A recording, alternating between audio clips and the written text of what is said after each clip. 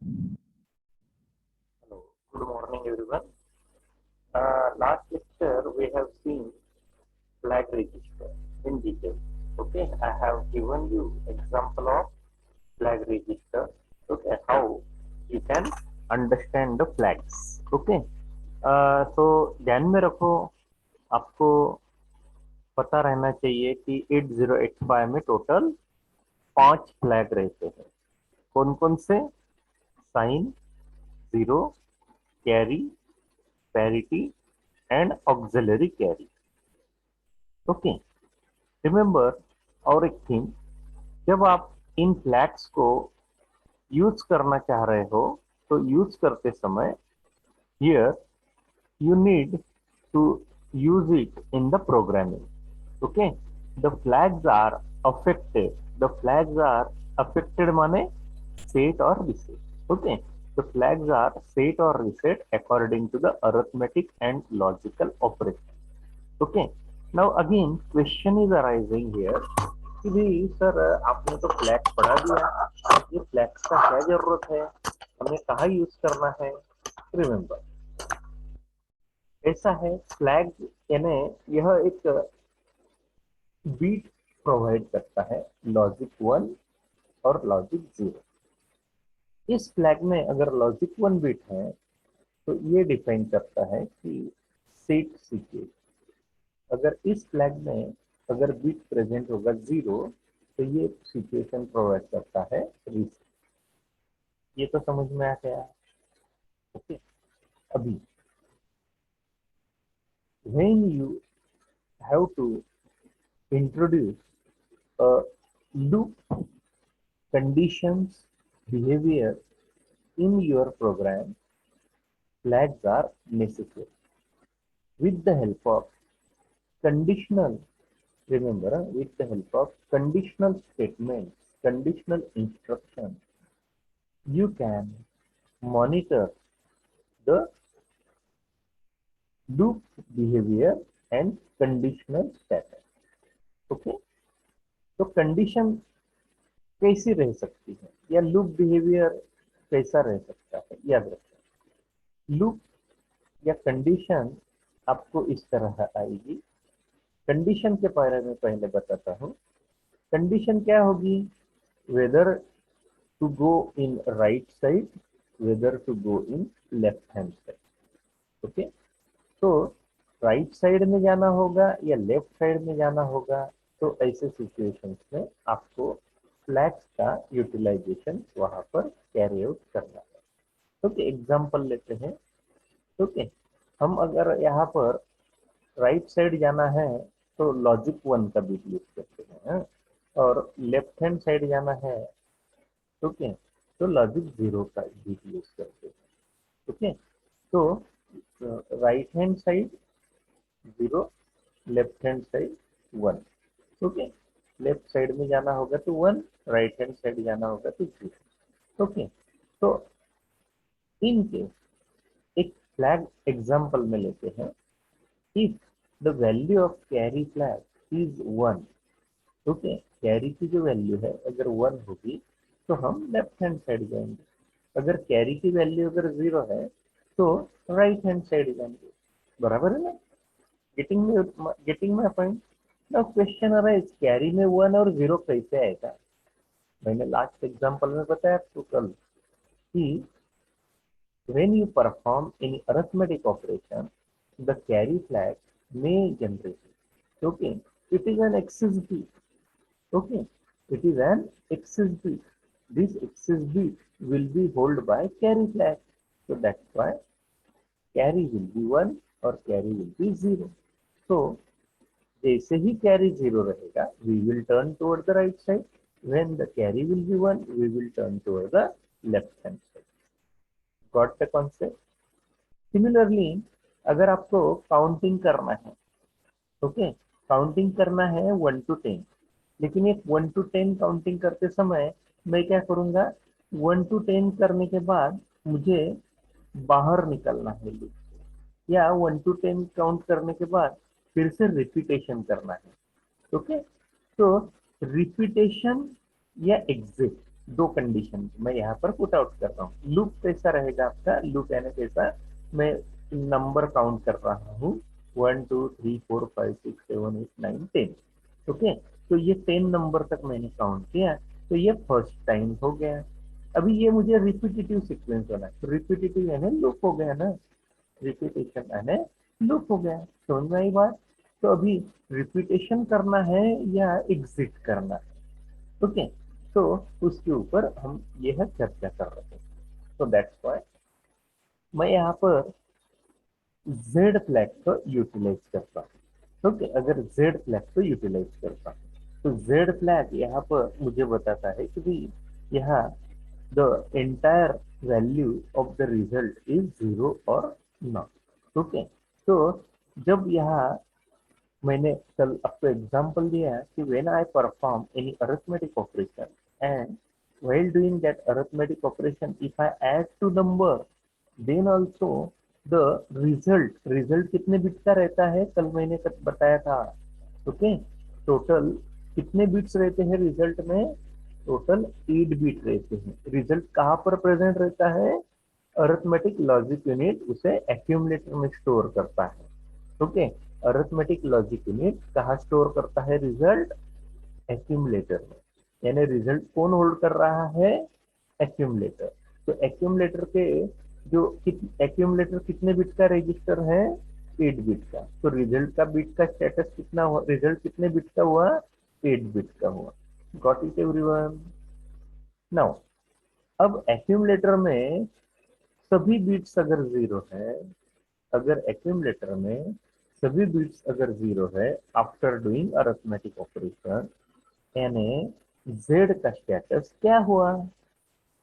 Remember question मैंने पूछा यहाँ पर, आफ्टर डूइंग अरिथमेटिक ऑपरेशन अगर एक्यूमुलेटर में सारे बिट्स अगर जीरो आते हैं, यानी वो रिजल्ट अगर जीरो आता है, तो जेड फ्लैग का स्टेटस क्या रहेगा, क्या रहेगा बता सकते हो? रिमेंबर सभी अगर जीरो है, जेड की वैल्यू रहेगी 1, यानी Z will be save. Okay, अगर आप अरिथमेटिक ऑपरेशन कर रहे हो और उसमें कोई नंबर यहाँ पर ऐड हुआ दूसरे नंबर के साथ और रिजल्ट आया फॉर एग्जांपल 25, तो 25 इज प्रेजेंट इन एक्यूमुलेटर, तो 25 is exactly zero. What is your answer? 25 is exactly 0? No, 25 is a number. Okay, it is greater than 0.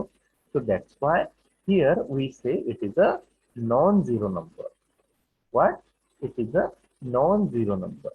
As it is a non-zero number means Z is represented by reset state.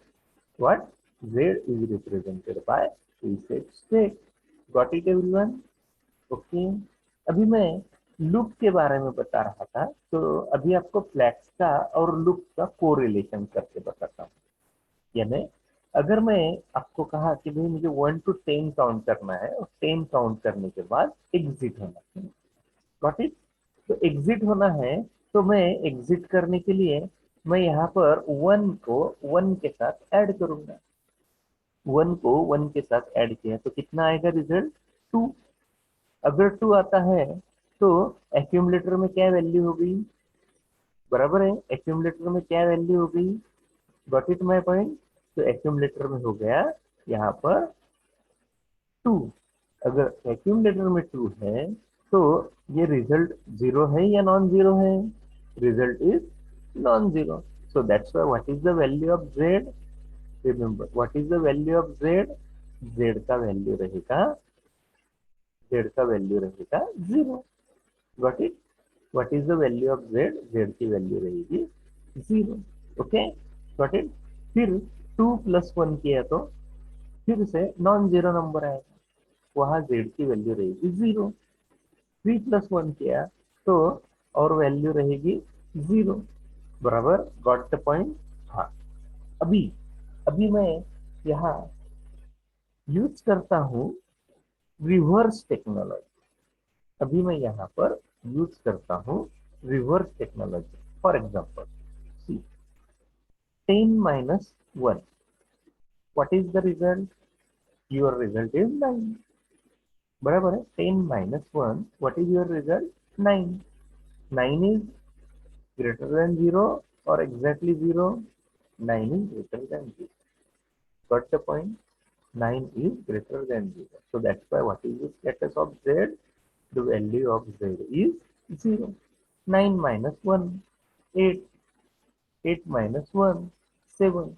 Means every time you will get the non-zero value, and that non-zero value indicates Z status is 0. But at last when you reach at 1, when A value is 1, and if you are going to subtract 1 from that accumulator, means 1 minus 1 is 0.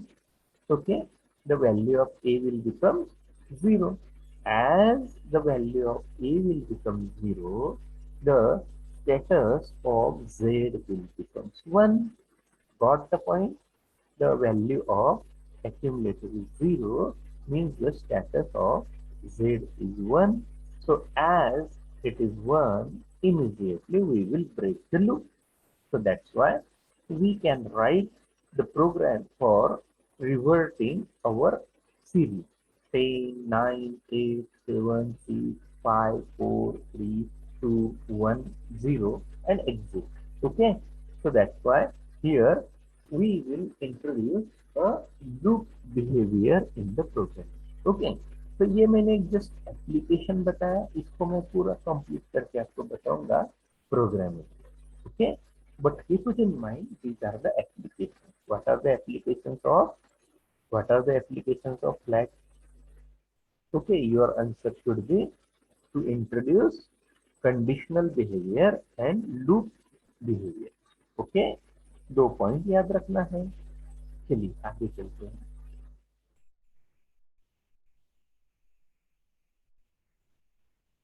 आज के point में यहाँ पर दे रहा हूँ आपको demultiplexing of lower order address and data बस.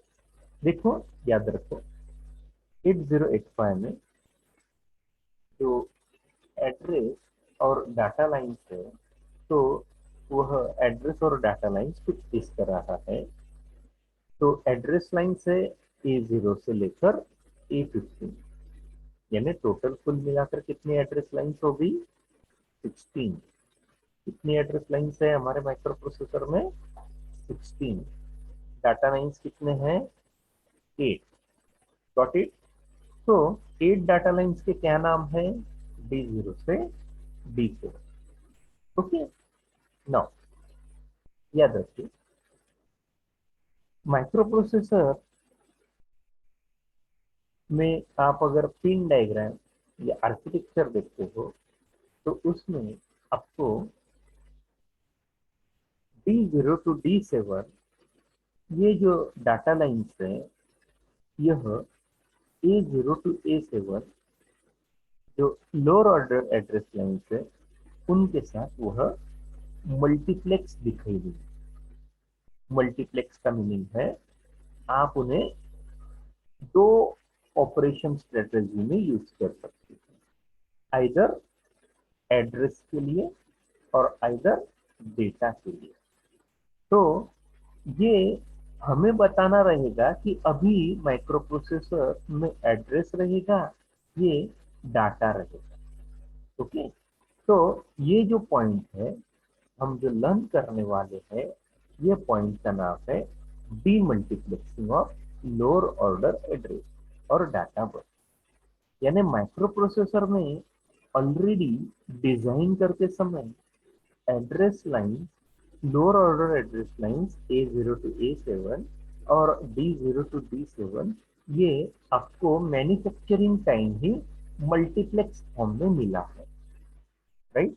अगर मल्टीप्लेक्स फॉर्म में मिला है तो क्वेश्चन अराइज होगा कि अगर मैं एक्सटर्नल पेरिफेरल जो मेमोरी है, interfacing devices like LED, LCD, इनको अगर मैं इंटरफेस करना चाहता हूँ, तो इंटरफेस करते समय उनको डेटा लाइन सेपरेट चाहिए, एड्रेस लाइन सेपरेट चाहिए. What my point? यानी माइक्रो प्रोसेसर क्या प्रोवाइड करता है, मल्टीप्लेक्स, यानी एक ही लाइन पे एड्रेस भी रहेगा, एक ही लाइन पे डाटा भी रहेगा। Got my point. तो अगर एक ही सिंगल लाइन पे एड्रेस भी जाएगा, डाटा भी जाएगा, तो पेरिफेरल कैसे अंडरस्टैंड करेगा कि ये अभी एड्रेस है या अभी ये डाटा है। Got the point. Problem identification हो गया आपको कि भाई अपने हम क्या लर्न कर रहे हैं, वो प्रॉब्लम आइडेंटिफिकेशन हुआ आपको। अगर नहीं हुआ, please rewind it immediately and listen again carefully. Okay. तो रिमेम्बर, हम यहाँ पर देख रहे हैं कि भी हमारा 8085 आपको प्रोवाइड कर रहा है एड्रेस और डाटा लाइन। ओके। तो कुल मिलाकर कितने एड्रेस लाइन से, 16, बट 16 की 16 इंडिविजुअली इंडिपेंडेंट अवेलेबल नहीं है। Out of that, higher order address line A8 से लेकर A15 ये इंडिपेंडेंट अवेलेबल है, लेकिन A0 से लेकर A7 यह लाइन इंडिपेंडेंट नहीं है। ये दूसरे लाइंस के ऊपर डिपेंडेंट है। दूसरे कौन से, डेटा लाइंस के ऊपर डिपेंडेंट है। यानी data lines D0 to D7 और address lines A0 to A7 ये मल्टीप्लेक्स फॉर्म में आ गई।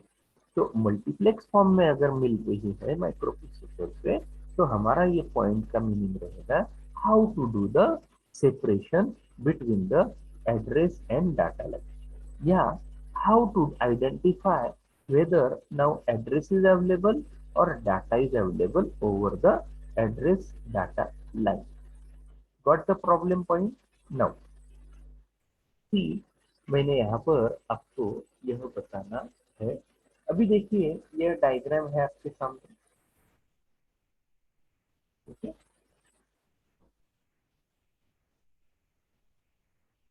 आपके सामने एक डायग्राम शो कर रहा हूँ, थोड़ा मिनिमाइज करता हूँ।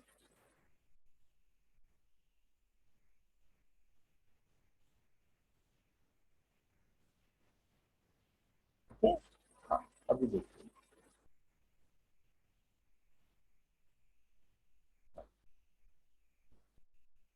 ध्यान दीजिए बराबर प्रॉपरली, यानी आपको समझ में आएगा। देखिए लेफ्ट हैंड साइड देखिए लिखा है माइक्रो प्रोसेसर सी। उनके नाम लिखे हैं मैंने, AD0, AD1, AD2, AD3, AD4, AD5, AD6 और AD7। यह कहाँ से आ रहे हैं, माइक्रो प्रोसेसर। ओके। अभी लेफ्ट हैंड के बाद राइट हैंड साइड देखिए। राइट हैंड में देखोगे तो वहां पर करली ब्रेस के आगे लिखा है सेपरेट एड्रेस बस और नीचे लिखा है सेपरेट डाटा बस। यानी हमने क्या किया, माइक्रो प्रोसेसर से जो ए और डी का जो सिग्नल आ रहा था वो कंबाइन आ रहा था, उसको हमें क्या करना है, सेपरेट करना है। यानी एड्रेस बस सेपरेट करना है, डाटा बस सेपरेट करना है। ये हमारा मोटिव है, ये पॉइंट पढ़ने में। Got my point. ओके। तो question is how to do this separation. Remember everything is in front of you, आपके सामने सभी चीजें हैं। ओके, वहां आपको दिखाई देगा IC74LS37। ओके। इस आईसी का यूज हम एक्सटर्नली करने वाले हैं। इस आईसी को हम एक्सटर्नली माइक्रो प्रोसेसर के साथ कनेक्ट करने वाले हैं। ओके। कनेक्ट करके यह आपको हेल्प करेगा टू आइडेंटिफाई द एड्रेस और to identify the data. Okay. लेकिन कैसे, क्वेश्चन अराइज होगा, sir how it is possible, ये डिवाइस को कैसे समझेगा कि यहाँ पर एड्रेस आया है या डाटा आया है। रिमेम्बर, उसके साथ मैंने माइक्रो प्रोसेसर सिग्नल के साथ और एक लाइन नीचे देखिए, लेफ्ट हैंड साइड में वह लाइन दिखाई दे रही होगी, ALE। ओके। ऑलरेडी हमने पिंस जब लर्न किए तो उसमें आपको मैंने बताया था ALE माने एड्रेस लैच इनेबल। ओके। तो ये जो पिन है, ये पिन भी जनरेट कौन करेगा, ये पिन कौन देगा, माइक्रो प्रोसेसर। यानी माइक्रो प्रोसेसर ही बताएगा हमें कि यहाँ अभी मैं एड्रेस पास कर रहा हूँ या डाटा पास कर रहा हूँ। Got my point. तो माइक्रो प्रोसेसर अगर बताएगा, लेकिन वह कैसे बताएगा? देखिए ऑब्जर्व कीजिए, बाजू में एक वेवफॉर्म बताई है। ओके, वेवफॉर्म में बताया है ए एल ई, और ऊपर के साइड में बताया है AD0 टू AD4। ओके, तो ALE सिग्नल का नाम है एड्रेस लैच इनेबल। ओके, नाम एक एक सेपरेट कर रहा हूँ। एड्रेस, एड्रेस यानी एड्रेस लाइंस। लैच, लैच यानी लॉक अनलॉक करना, यानी हमें जो एड्रेस लाइंस है वो एड्रेस लाइंस को लॉक कर दी तो डाटा पास होगा, यानी एड्रेस ब्लॉक कर दिया तो डाटा पास होगा, एड्रेस ओपन कर दिया तो डाटा यहाँ पर ब्लॉक हो जाएगा। बराबर है? Got my point. हमें यहाँ पर वही चीज कैरी आउट करनी। तो हम दोनों यहाँ लॉक नहीं कर सकते हैं, मेरा कहने का प्रयास है, हम दोनों को यहाँ पर लॉक नहीं कर सकते हैं। देखिए अभी मैं यहाँ पर अगर बात कर रहा हूँ, ओके, मैं अगर आपसे बात कर रहा हूँ तो आप लिसनिंग मोड में हो, बराबर है ना? आप लिसनिंग मोड में हो, आप लिसन कर रहे हो, यानी अगर कोई अगर डिवाइस है तो वह डिवाइस यहाँ पर अगर आपसे अगर डाटा ले रहा है तो डाटा लेते रहेगा। ओके, लेकिन उसे जब चेंज कर, उसे अगर कुछ डाटा डिलीवर करना होगा आपको, तो ऐसे सिचुएशन में वह क्या करेगा? एड्रेस करेगा। तो एड्रेस करने के लिए आपको स्टॉप करना पड़ेगा लिसनिंग, और आपको स्टार्ट करना पड़ेगा talking. Got my point? Okay, तो टॉकिंग या लिसनिंग, ये बात दोनों में आएगी। तो टॉक करोगे तो लिसनिंग तो होगा, रिमेंबर, लिसनिंग तो होगा, लेकिन टॉकिंग सामने रहेगा, टॉकिंग प्रोमिनेंट होना चाहिए। What my point? तो अगर ALE सिग्नल अगर हाई जाता है तो एड्रेस प्रेजेंट रहेगा, अगर ALE सिग्नल अगर लो जाता है तो डाटा प्रेजेंट रहेगा। सिंपल मीनिंग है। तो रिमेंबर, हम इस हाई स्टेट का और लो स्टेट का इस डिवाइस के साथ जो ICLS 74LS373 है, इसके साथ हम यूज करेंगे। अभी और एक बात समझ लेते हैं कि भाई हमने ये आईसी क्यों यूज किया, इसका क्या नाम है। ऑलरेडी अपने डिजिटल इलेक्ट्रॉनिक्स में लैचेस पढ़े होंगे। ओके, तो लैचेस यानी लॉक। ओके, या लैचेस बोले तो actually it is nothing but a flip lock. What is mean by latch? Latch is nothing but a flip flop. So that's why, what is the purpose of flip flop? Okay, flip flop may pass our data. Okay, flip flop may pass our data when it is enabled. When it is disabled, it will not passes our data. तो आपको अगर diagram दिखाई दे रही होगी तो diagram में आपको वहां पर डी टाइप का फ्लिप फ्लॉप शायद दिखाई दे रहा है अंदर। ओके, डी टाइप का फ्लिप फ्लॉप है, उसमें डी फ्लिप फ्लॉप को इनपुट दिया है AD0। वैसे ही कितने और फ्लिप फ्लॉप रहेंगे? It is a octal latch. Okay, यह आईसी जो है यह ऑक्टल लैच है, यानी उसमें 8D फ्लिप फ्लॉप प्रेजेंट है। तो AD0 लाइन पहले फ्लिप फ्लॉप को कनेक्टेड है, AD1 line second flip flop को, ऐसे टोटल 8 है। ओके, यहाँ सिंप्लीफिकेशन पॉइंट ऑफ व्यू एक ही बताया है। What my point? तो डी फ्लिप फ्लॉप यहाँ पर शो किया है, उसके डी इनपुट को यहाँ पर हमने माइक्रो प्रोसेसर का सिग्नल कनेक्ट किया है, डी यानी डिलेड फ्लिप फ्लॉप। ओके, अभी ये जो फ्लिप फ्लॉप है इसका जो आउटपुट है क्यू, वह इमीडिएटली एक ट्रांसलेट डिवाइस को कनेक्ट किया है।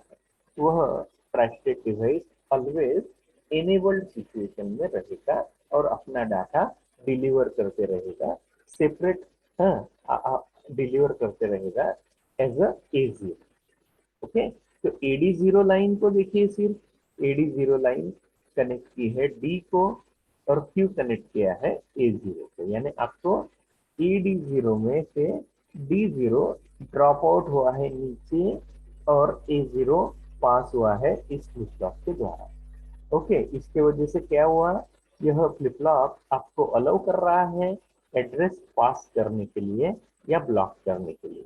यानी डी फ्लिप फ्लॉप को अगर क्लॉक सिग्नल अगर दिया, तो क्लॉक सिग्नल अगर देंगे तो डी फ्लिप फ्लॉप इनेबल होगा। अगर इनेबल होगा तो जो एड्रेस प्रेजेंट है वह डी फ्लिप फ्लॉप के द्वारा पास होगा और वह A0 लाइन के ऊपर अवेलेबल होगा। इन केस अगर ALE सिग्नल अगर लो रहेगा तो क्लॉक सिग्नल रिसीव नहीं होगा, तो D flip flop of state में रहेगा। अगर वह ऑफ स्टेट में रहा तो AD0 के ऊपर अगर कोई सिग्नल अगर प्रेजेंट रहेगा तो वो पास होगा क्या A0 को? इसका आंसर रहेगा नहीं। क्यों? क्योंकि वह डी फ्लिप फ्लॉप ऑफ है। अगर डी फ्लिप फ्लॉप अगर ऑफ है तो सिग्नल कहाँ से जाएगा? तो AD0 का जो सिग्नल है वह सिग्नल जाएगा D0 लाइन के ऊपर। तो D0 लाइन के ऊपर जाकर वह डाटा कहलाएगा और डाटा वह पेरिफेरल रिसीव करेगा। Got the point? तो इसी तरह सभी लाइंस है। तो माइक्रो प्रोसेसर में कितने एड्रेस डाटा लाइंस है? 8 डाटा लाइंस और 8 एड्रेस लाइन। जो लोअर ऑर्डर एड्रेस लाइन है वह मल्टीप्लेक्स है और वह सेपरेट करने के लिए इस सर्किट का यूज किया। I hope you got everything. Okay, सबको समझ में आई बात? किसी को कोई डाउट रहेगा? ओके, तो चलिए अभी आगे चलते हैं। नेक्स्ट पॉइंट लेते हैं, generation of control signal. Remember, okay, already हमने स्टेटस एंड कंट्रोल सिग्नल के पिंस हमारे माइक्रो प्रोसेसर में देखे हैं। ओके, कौन कौन से pin? Status and control line. Okay, जब मैंने आपको पिछले वीडियो में पिन डिटेल्स पढ़ाया उसमें स्टेटस एंड कंट्रोल सिग्नल थे। आउट ऑफ दैट हम अभी कंट्रोल सिग्नल की बात कर रहे हैं। ओके, क्वेश्चन अराइज होगा, सर क्यों कंट्रोल सिग्नल की बात कर रहे हैं फिर से? The main point is here, हमारे माइक्रो प्रोसेसर में दो कंट्रोल सिग्नल हैं। कौन कौन से? Read and right. Okay, remember, हमने इसका एक्सप्लेनेशन भी दिया है आपको कि read signal is a active low signal. Okay, when it is active low, read operation is possible. When it is active high, read operation is not possible.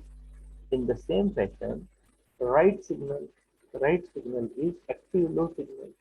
When write signal is active low, write operation is possible. When it is active high, write operation is not possible. Okay? Now, अभी read के बारे में मैं बताता हूँ यहाँ फिर से। रीड यानी हमारा डाटा, क्वेश्चन अराइज होगा कि अगर माइक्रो प्रोसेसर में रीड सिग्नल अगर जनरेट हुआ तो माइक्रो प्रोसेसर से डाटा बाहर जाएगा या अंदर आएगा?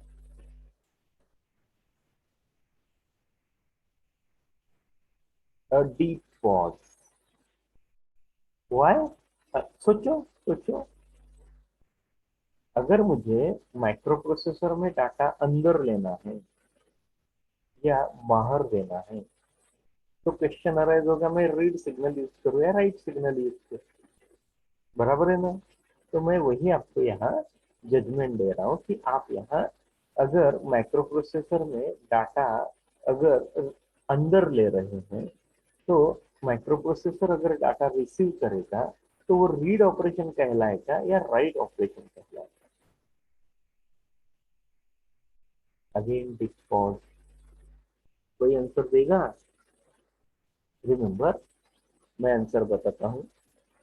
अगर माइक्रो प्रोसेसर में अंदर अगर डाटा आ रहा है, कोई बाहर से एक आधा पेरिफेरल माइक्रो प्रोसेसर को डाटा अगर भेजेगा तो micro processor read operation perform करेगा। Got my point? यानी माइक्रो प्रोसेसर की जो रीड लाइन है वह एक्टिव लो हो जाएगी और एक्टिव लो सिचुएशन में माइक्रो प्रोसेसर का वह सिग्नल पेरिफेरल रिसीव करेगा और पेरिफेरल अंडरस्टैंड करेगा, now micro processor wants data. so that in reply with that signal, the peripheral will send data to that microprocessor. So that's why microprocessor will read that data. तो क्या याद रखोगे, microprocessor में अगर data receive हो रहा है तो माइक्रोप्रोसेसर रीड ऑपरेशन परफॉर्म कर रहा है। बट इसी का अपोजिट, अगर माइक्रोप्रोसेसर पेरिफेरल में डाटा भेज रहा है, माइक्रोप्रोसेसर एलईडी को डाटा भेजता है, बराबर। एग्जांपल भी सामने देता हूँ। माइक्रोप्रोसेसर अगर एलईडी या 7 सेगमेंट या एलसीडी स्क्रीन के ऊपर डाटा शो कर रहा है, तो माइक्रोप्रोसेसर डाटा सेंड करेगा ना।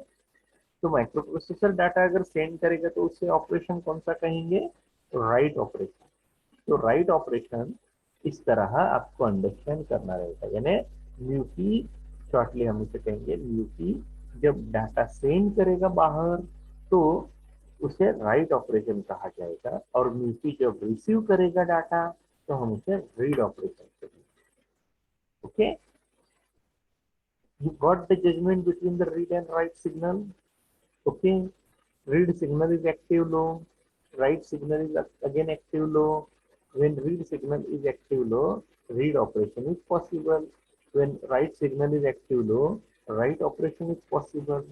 But अभी अभी हमारे माइक्रो प्रोसेसर के सराउंडिंग में, अभी ये पॉइंट क्यों मैं आपको बता रहा हूँ, इसका इंपॉर्टेंस बताता हूँ। ओके, मैं यह पॉइंट इसलिए बता रहा हूँ क्योंकि देखिए माइक्रो प्रोसेसर के सराउंडिंग में कौन कौन है, इनपुट डिवाइसेस है, ओके, आउटपुट डिवाइसेस है, और मेमोरीज है, बराबर। कौन कौन है, इनपुट डिवाइस, आउटपुट डिवाइस और मेमोरी। तो अगर इनपुट, आउटपुट और मेमोरीज है तो उनको कैसे पता चलेगा कि यहाँ माइक्रो प्रोसेसर मेरे से डाटा रीड कर रहा है या मुझे डाटा भेज रहा है, बराबर है ना।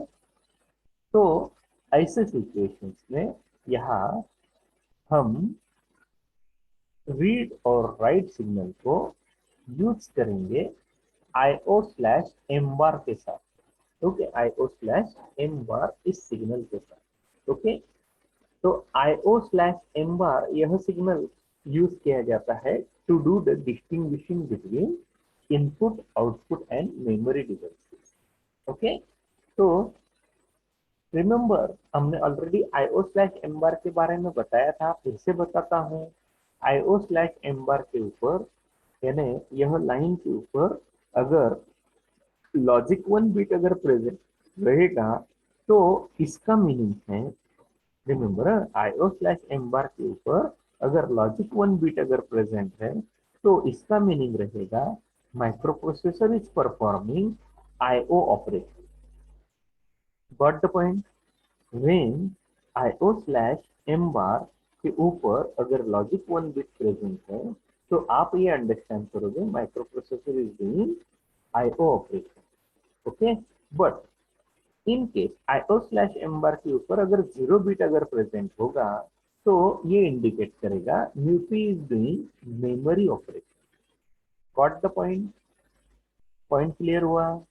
तभी हमें ये IO स्लैश एम बार और रीड और राइट सिग्नल को यूज करना है to do the understanding between memory read, memory write, input read and output write. Okay, input read and output write. Okay, तो याद रखिए इनको हम शॉर्टली कहेंगे, मेमोरी रीड को हम शॉर्टली कहेंगे MEMR। ओके, MEM यानी मेमोरी, R यानी रीड। उसी तरह मेमोरी राइट, ओके, उसी तरह IO यानी input output read, IOR। Okay, उसी तरह IOW, input output right. Got the point.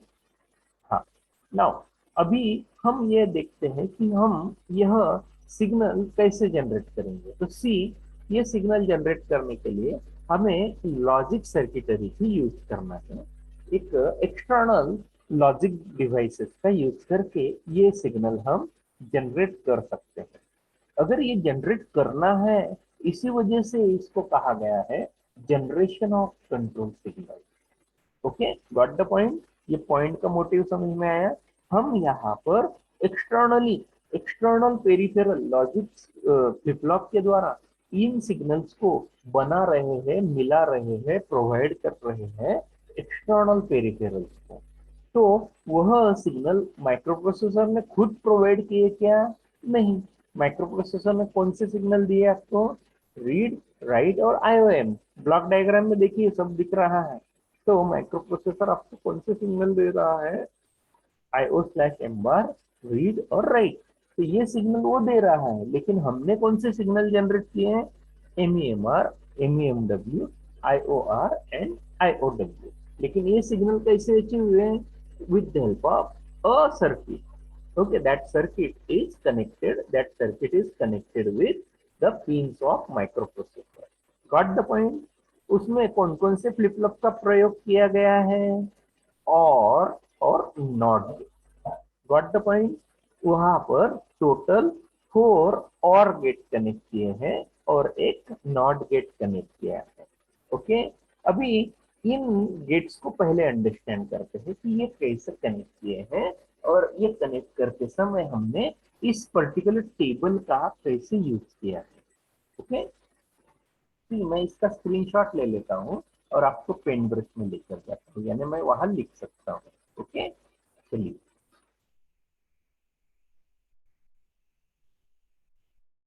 हाँ, चलिए अभी आ गए आप यहाँ पर। सी नाउ, अभी मैं यहाँ पर IO स्लैश एम बार जो सिग्नल है हमारा, तो यह सिग्नल हमारा कुछ इस तरह है। IO स्लैश एम बार ओरिजिनल है, क्योंकि मेरे पास वर्ड में लिखने के लिए ऐसा कोई मेरे पास टूल नहीं है कि मैं इसको इस तरह लिख सकता हूँ। ओके, तो IO स्लैश एम बार हम टेक्निकली रीड करेंगे। ओके, RD बार, WR बार। सिमिलरली ये सिग्नल आएंगे एक्टिव लो MEMR बार, MEMW बार, IOR बार और IOW बार। ये सिग्नल ओरिजिनल इस तरह है जो डायग्राम में शो किए गए हैं। Okay, but I could not write in my word, that's why I have written it like this. Okay, got the point?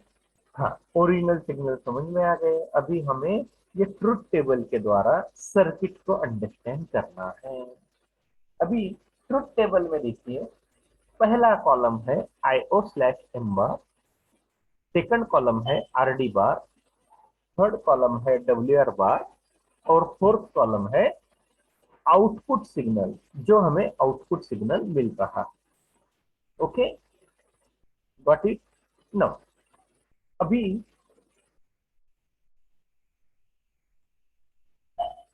देखिए पहला सिग्नल लेते हैं IO slash M bar is 0। इसका मीनिंग बताइए। ओके, अगर IO स्लैश एम बार अगर यहाँ पर 0 है, तो यानी हमने मेमोरी ऑपरेशन यहाँ पर चूज किया। बराबर है, हमने कौन सा ऑपरेशन चूज किया? मेमोरी।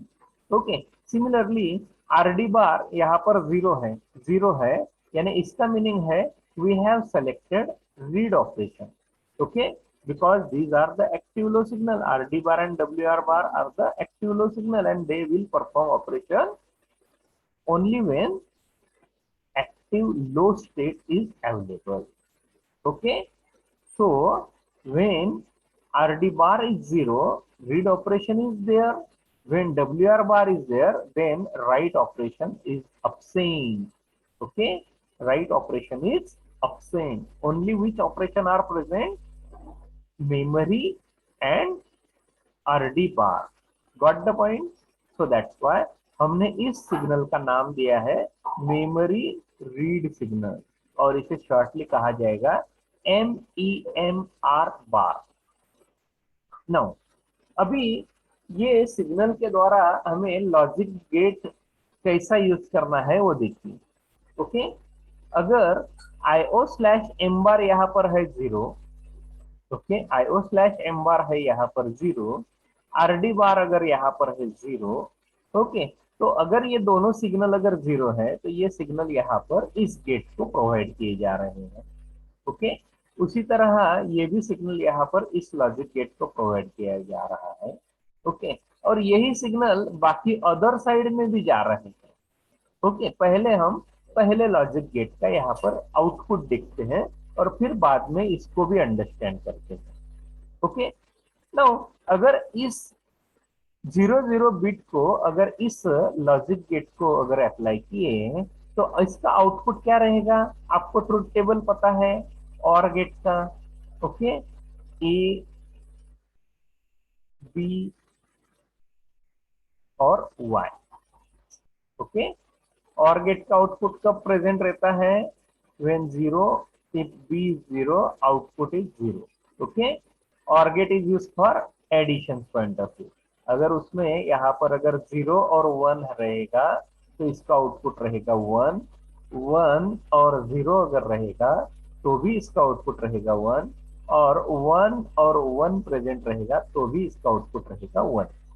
तो हमें ये सिचुएशन चाहिए है, हमें ये सिचुएशन चाहिए। ओके, सो दैट्स व्हाई ये सिचुएशन यहाँ पर प्रेजेंट रहेगी। तो when 00 input is present, output of first और gate is 0 and MEMR signal is present. Got it? अब अगर आप यही सिग्नल इन लॉजिक गेट्स को अगर दोगे तो ट्रुथ टेबल के हिसाब से यहाँ पर लॉजिक 1 बिट प्रेजेंट रहेगा ना। यहाँ MEMW पर IOW पर कौन सा बिट प्रेजेंट रहेगा? 1। यानी एक्टिव हाई सिग्नल पर ऑपरेशन पॉसिबल होगा क्या? आपका आंसर रहेगा नहीं। क्यों? क्योंकि MEMW, IOR bar and IOWR bar, when both all are high, no operation is possible. When MEMR bar is 0, memory read operation is possible. बात समझ में आ गई ये सेंटेंस के द्वारा? अभी यही थिंग आपको रिपीट करना है अदर 3 गेट्स के साथ। ओके, तो आपको सर्किट समझ में आया? ओके, चलिए अब दूसरे रो को भी देखते हैं। अभी यहाँ पर IO/M बार है 0। ओके, और RD बार यहाँ पर absent है, यानी रीड ऑपरेशन पॉसिबल नहीं होगा। राइट ऑपरेशन यहाँ पर पॉसिबल कराने के लिए हमने 0 बिट रखा है। तो ऑपरेशन क्या इंडिकेट किया? Memory write. ओके, उसी तरह यहाँ पर बिट्स की पोजीशन रही। ओके, देन अभी मुझे मेमोरी ऑपरेशन फिनिश हो गया, मुझे आईओ ऑपरेशन चाहिए। आईओ में और एक झगड़ा है। आईओ में यहाँ पर इनपुट लेना कि आउटपुट लेना। ओके, सो दैट्स व्हाई यहाँ पर हमें उस तरह यहाँ आईओ सिग्नल लेना रहेगा। तो हम यहाँ पर बात करेंगे IO M bar should be 1। अगर ये 1 है तो ये इंडिकेट करेगा इनपुट आउटपुट ऑपरेशन। ओके, अभी इनपुट आउटपुट ऑपरेशन है, अभी इसके साथ साथ हम रीड ऑपरेशन यहाँ पर इंडिकेट कर रहे हैं, यानी राइट ऑपरेशन हमको अपसेंड करना है। तो ये रीड ऑपरेशन प्रेजेंट हुआ, इस सिग्नल का नाम रहेगा IOR बार। Got it? उसी तरह यहाँ पर IO/M बार कंटिन्यू रखा और राइट सिग्नल को यहाँ पर प्रोवाइड किया, रीड सिग्नल को अपसेंड किया। ओके, और यहाँ आपको आउटपुट सिग्नल मिला इनपुट आउटपुट राइट, यानी IOWR बार। समझ में आई आपको सारी बातें? ओके, आप ये ट्रुथ टेबल को यहाँ पर वेरीफाई कर सकते हो जैसा मैंने वेरिफिकेशन करके बताया। ओके, हाँ, अभी और आगे एक सर्किट यहाँ पर देखते हैं। ओके, ये सर्किट है डिकोडर के द्वारा। जैसा मैंने अबव सर्किट लॉजिक गेट्स के द्वारा डिजाइन किया वैसे ही ये सर्किट है। ओके, इस सर्किट को अगर आप अंडरस्टैंड करना चाहते हैं, ओके, तो सी मैं यहाँ पर आपको बताता हूँ। ओके, चलिए हम पेन ब्रश में आ गए। ओके, अभी यहाँ ये ट्रुथ टेबल देखिए, ट्रुथ टेबल लेंदी करा दिया। ओके, IO/M बार। ओके, ये M बार रहेगा, ये रहेगा RD बार और ये रहेगा WR बार। सिमिलरली ये MEMR, MEMW। ओके, ये रहेगा IOR बार और ये रहेगा IOW बार। ओके, अब यहाँ पर हमें 3 इनपुट देखिए, अगर आप राइट हैंड साइड में जो सर्किट बताया है, तो राइट हैंड साइड के सर्किट में आपको बताया है डिकोडर। ओके, डिकोडर के इनपुट में है three signals which are coming from 8085, WR bar, RD bar, IO/M bar. Got it. हमने वह सिग्नल कनेक्ट किए हैं ABC नाम के इनपुट लाइंस को। कौन से? डिकोडर को। 3:8 डिकोडर आपने लर्न किया है ना डिजिटल इलेक्ट्रॉनिक्स में, 74LS138। ऑलरेडी आपने ये डिकोडर लर्न किया है। ओके, इस डिकोडर में 3 इनपुट है, 8 आउटपुट है। ओके, तो 3:8। इस वजह से इस लॉजिक, इस पर्टिकुलर डिकोडर का जो ट्रुथ टेबल है वह इस तरह आपके सामने प्रेजेंट किया गया है। ओके, तो अभी यहाँ हमें रिक्वायर्ड रहेगा इस ट्रुथ टेबल को वेरीफाई करना। ओके, तो ट्रुथ टेबल में देखिए, अगर यहाँ पर IO/M बार यहाँ पर 0 है, RD बार यहाँ पर 0 है और WR बार यहाँ पर 0 है, यहाँ पर देखिए दो बातें एक साथ माइक्रो प्रोसेसर परफॉर्म नहीं कर सकता। क्या कहा मैंने? दो चीजें at a time microprocessor perform नहीं कर सकता है। आइदर वो रीड ऑपरेशन परफॉर्म करेगा या राइट ऑपरेशन परफॉर्म करेगा। Getting everyone?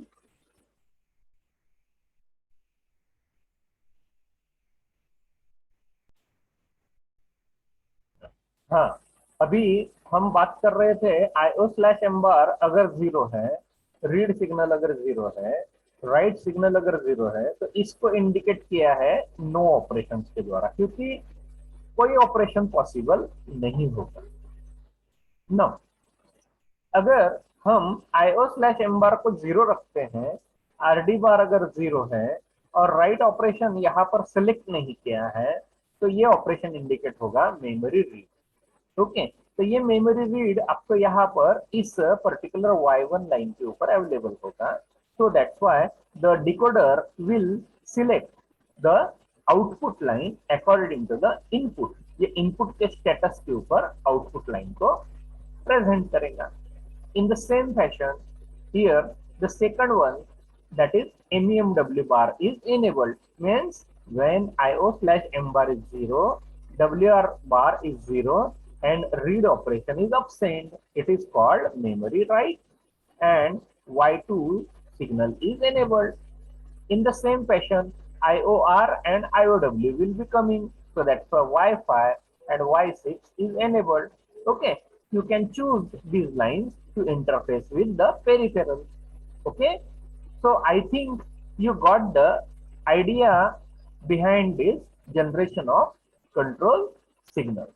Okay, so I stop today's lecture here.